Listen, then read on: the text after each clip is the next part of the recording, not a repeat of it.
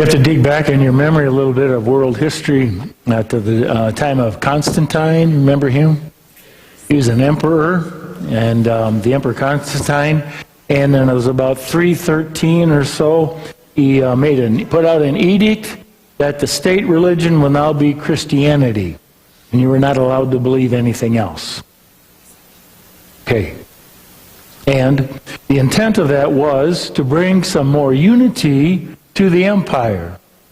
Much like in the Roman system, their rules, their laws, their taxes, their trade, their traditions brought unity to the Roman Empire. So he was trying to do that through making this edict that what everybody had to believe in being Christian. Now you might say there were some positive things to that. One positive thing was that it, see here, it brought Christianity and the values of Christianity to form the society. So the way that people grew, they had some influence then in forming the morality of the society. And the other one was that it stopped persecution. So people weren't being martyred for their faith anymore. So that's a positive side. The negative side is also there because the church soon became powerful. And we all know that power corrupts, don't we? Even in the church, power corrupts. Okay. And also at that time, bishops started wearing royal robes like princes did. And they started kind of like acting as princes instead of servants of the people. And also, the government of the church was started to mirror the government of the empire. Hierarchical, top-down, you do what you're told kind of stuff. And before this time, Jesus was depicted in art mostly as a shepherd. We've seen those pictures, him standing with his staff out in the middle of the field with sheep around him, or carrying a sheep on his field and other such on his shoulders and other such things. So Jesus before that time was depicted that way, and after that time he began to be depicted with royal robes and a crown and a scepter and sometimes sitting on a throne. Okay. Well, today the church proclaims that Jesus Christ is King of the universe. Which image of that king do you have in your mind? Well, the church presents to us today the image that we need to have, the better image in our mind. And that, in our readings, show us that Jesus is the shepherd king. So the first reading said stuff like, I myself will shepherd them. I will seek and save those who are lost. Those who have strayed, I will bring back. The injured, I will bind up. And the sick, I will heal. That's the shepherd king. He comes to bring us all back. How we image our the image of Jesus Christ as the king makes a difference. Because in the kingdom, the members of the kingdom are supposed to match the life and the example of the king. So, the life and the example of the king, as we've seen this whole year through the Gospel of Matthew, is things like this. He reaches out to the poor. He presents good news to people. He spends time with sinners. He stands against false authority. He reaches out and brings people back to God. That's what the image that Jesus presents us is, that is before us today. Image of that kind of a shepherd cares for his sheep. And in the gospel, it shows us pretty much how we are to live as members of the church. In fact, the gospel is a pretty good description of the church, where we feed the hungry, clothe the naked, visit the sick and visit the imprisoned and the other thing.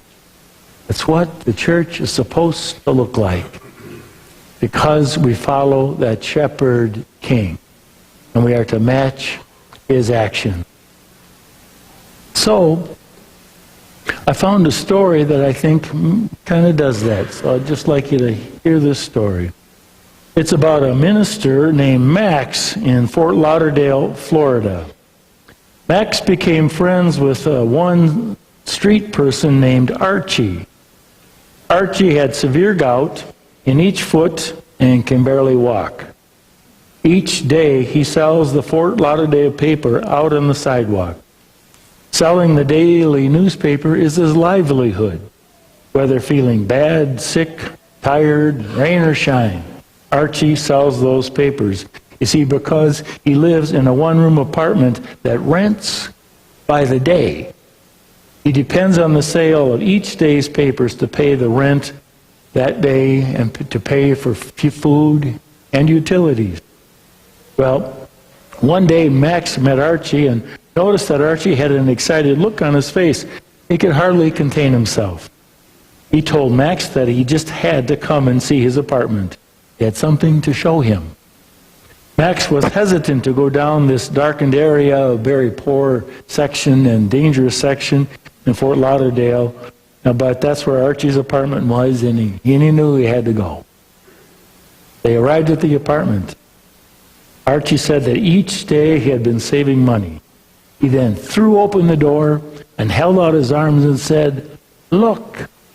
And there in this dingy, small, one-room apartment was a sofa, ripped and torn, with some of the stuffing fallen out. But it belonged to Archie. There was a junky little black and white TV with no rabbit ears, but a bent coat hanger. And there was even a recliner chair, all Archie's. It was evident that Archie had saved a long time to have anything this nice. Archie looked at Max and said, "I have all I need now." Can you imagine that?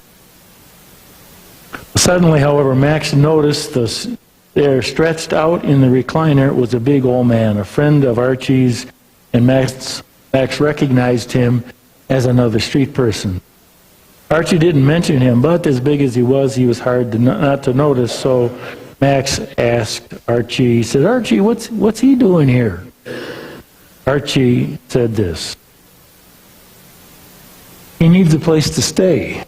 Now that I have all that I need, don't you think I should share?"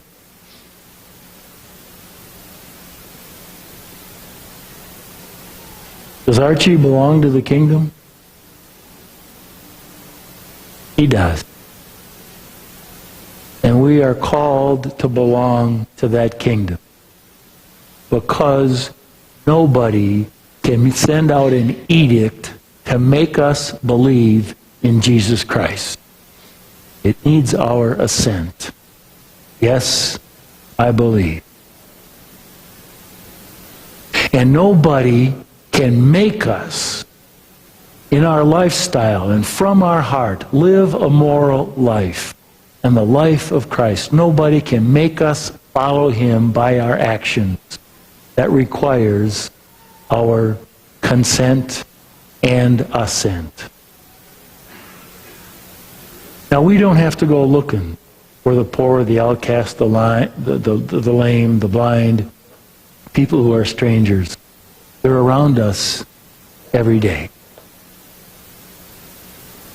And every day, we are called to follow Christ, to say that Shepherd King is the one that I want to be like, because I believe in him, and because I know that in living him out, will be made known, and others will be loved.